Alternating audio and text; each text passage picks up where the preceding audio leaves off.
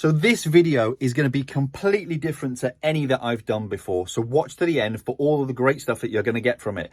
There is a reason for this, okay? I've caused myself a problem. I'm going to share that with you and how I'm getting out of it. This video is all about juggling life as a parent and as an entrepreneur and business owner. And I want to share this with you so that you don't make this mistake, because so many people are making it. So I'm going to resolve it. I'm going to find a solution for you. And it's this. Today, I'm stripping it all back. We're taking the B-roll out. We're taking the flashy graphics. We might put a little bit of music, but I'm going to take all of the work out of this video to see if you still watch it. It's a test for me, if you will. The value will be here. 5 top tips, steps. I'm going to leave this crappy bit in as well to see if the value in the video outweighs what you get in production, because I've caused myself a bit of a problem. It's taking me days to create the video when the value takes me 5 or 10 minutes, and I want to give it to you raw and real in a moment. So stay around to the end. 5 top tips and action steps for you to take to deal with procrastination, overwhelm, perfectionism, all of that stuff that's going to get into our heads when we should be leading with our heart. Let's jump into the video. Hey, so in this video, I'm diving deep into the art of mastering the delicate balance between running a thriving online business and being a present parent. So get ready for some actionable steps and strategies and real life insights from me, so that it'll help you navigate these challenges without burning out, because burnout is a real thing in the world of entrepreneurship. Trust me, I've experienced it. So the thing is, the ongoing pandemic has made it even trickier for us to find the right balance between family and work. But don't worry, I've got your back. Nobody teaches you to run a business. I got sick. I was diagnosed with ulcerative colitis, which is in effect a form of bowel disease, like 4 or 5 years into my business, through stress and all the stuff that was going around. But I had a blueprint to build my business back up, and I'm going to share with you today 5 steps which you can take so you don't suffer what I went through, because I tell you now, it's an absolute stress on you and your family. So today I want to share my personal journey with you. The challenges I've faced, the triumphs I've celebrated, and the lessons, most importantly, that I've learned along the way. I'm here to inspire you to find your own unique equilibrium, if you will. So stay with me till the end, because this is the great bit. I'm going to share some magic with you. You will be like, phew. So the first thing we need to look at is how to balance family and your work. So let me tell you how I've designed my perfect day around my family's needs. I remember a time when I missed out on precious moments with my eldest daughter Summer because of my divorce. But I was determined to change that with my youngest Ruby when I remarried. I shaped my entire lifestyle and business around the school run, making sure I was always there for her, and I absolutely love it. I've got a secret weapon into designing my perfect day so that I can do the school run in the morning and the school run in the afternoon.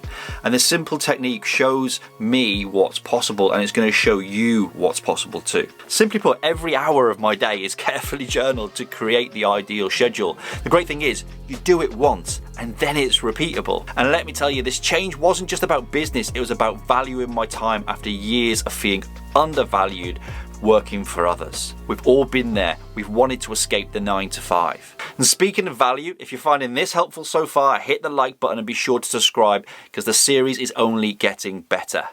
Now, that journal. The idea is that you literally write down your perfect day. Get a sheet of paper and just write down from the moment you get up to the moment you go to bed what your perfect day looks like.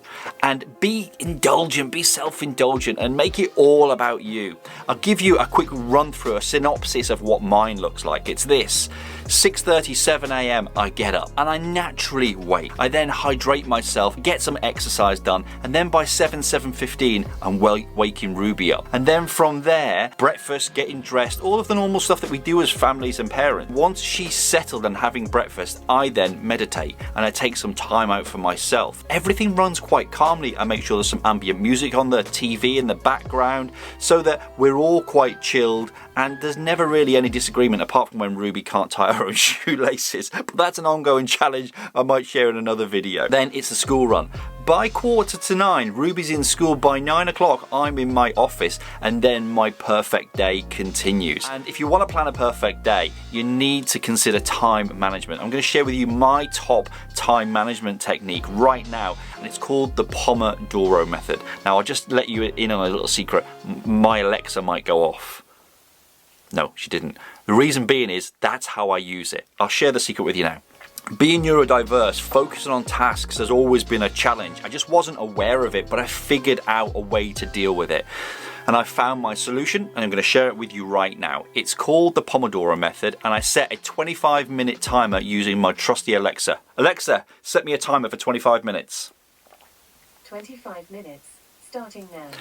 Then what happens is when that timer rings, it's time for a break. I focus on one thing only for that 25 minutes. Now, I might not finish it, but it's solid focus knowing I've got a reward at the end. And what I get is a quick 5-minute break and a little treat, whether that is a cup of tea or a biscuit or both, or just a walk in the garden, or just 5 minutes out of the office. It's like I'm gamifying the process. It really, really works and it keeps you focused. The great thing is 25 minutes of work, 5 minutes break, and then the next 25 minutes of 5 minutes is like a game. And you get so much done. Alexa, cancel that timer. 25-minute timer cancelled. And the great thing is, this technique aligns perfectly with your perfect day, because everything's in my diary as a meeting. So I block out all the times in my diary that specific meetings and jobs need to be done, and then it's over to Alexa for my 25-minute Pomodoro sprints. And the reason being is what gets measured gets achieved. If we're not keeping a consistent eye on what we do, how we do it, then the day will run away with us, especially if you're a little bit like me. So guys, share in the comments below how you manage your time. I'd love to hear how you do it. Now, it's all well and good doing these fantastic techniques and these new things, but we must set boundaries for our own self-care. So, are you ready to hear about my morning and evening routines for self-care? It's not what you might think they are. It's not this 5 a.m. club stuff, I can tell you that for sure. Mornings are my time. I wake up 6:30, hydrate, and get moving. Exercise in the morning for me sets the tone for my day. It's like I've already won something. You'll have heard that saying, you know, make your bed, win your day. That's kind of what exercise is for me. Usually because everyone else is still asleep in the bed. I spend the first half hour after that, before I wake Ruby, reading. I make sure I consume something, because we want to consume something that we choose rather than the stuff that goes on around us. Our morning routine is well choreographed. I mean, literally, it's like a waltz. Where did I come up with that? After the school run, it's all about my perfect day, and in the evening, I focus on planning for tomorrow, making sure that I've got two focuses. First is, does it save me time? And then, does it make me money? They're the top priorities, because I'm building a business for my family and I want to make sure I've got time with them and money to invest in experiences with them, because they are my top priority. And in the evening, it's me time with a book or Netflix. Actually, I love indulging in a good story, and it's a strategy that fuels my entire social media content, because you'll always recall a good story which you could use as an example in your content. You might not necessarily remember a sales pitch unless it was bad, and I share this with all my clients. Create stories, don't sell. Now, that might sound a bit counterintuitive if you're building a business, but I'm building my brand with storytelling, and people are pulled in towards you rather than just push with a sales pitch. So your action step here is design your own self-care routine. And if you're stuck, then just model mine. Give it a try, see what works, and then adjust. And get rid of what doesn't. What people don't teach you when you're building a business is all about support systems. I don't mean CRMs and social media schedulers. I mean the people around you.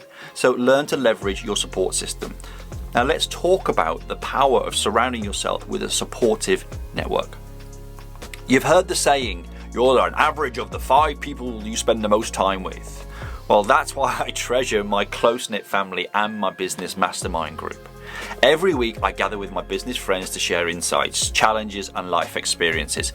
Literally, I don't know if I would be where I am if it wasn't for Andrew Russell and Raymond Holt. They have been they've just been a godsend. They really, really have. They don't realize how much my Friday mornings with them means to me.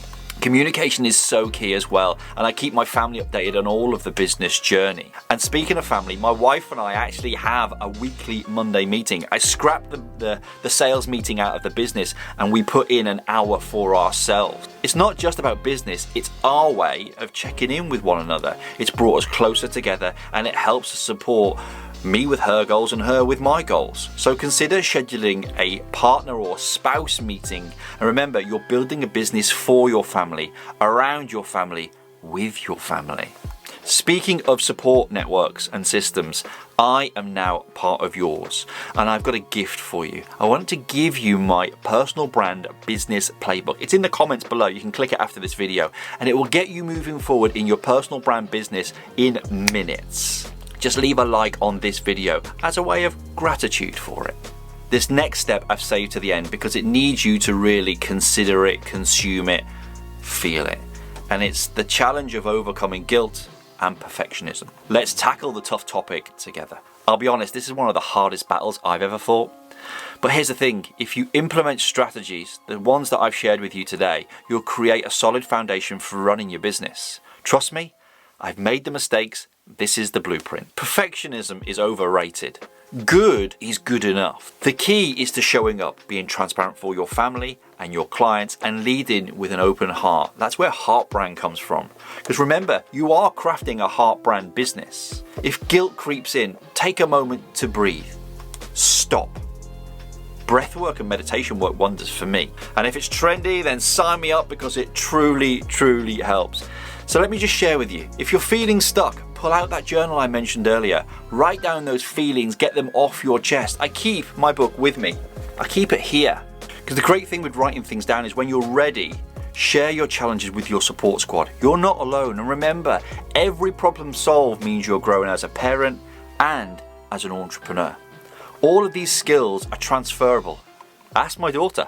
And yes, he is right. Through what my dad taught me about growing my online profile, I secured my first college place using my Instagram and YouTube. I got my first job from my Instagram and my YouTube, and I have grown so much in confidence that there is no longer anything I don't like about myself. And you can do it too. Challenges become stepping stones, and each one makes you stronger. We must be at the end because there's no tea left. Now for the magic. If this has resonated with you and you've got to the end of the video, YouTube is far cleverer than me. So click the video around this video because YouTube chose it for you. It's based on what you've enjoyed here and watching my content. So pay attention to the signs. You are being shown this for a reason.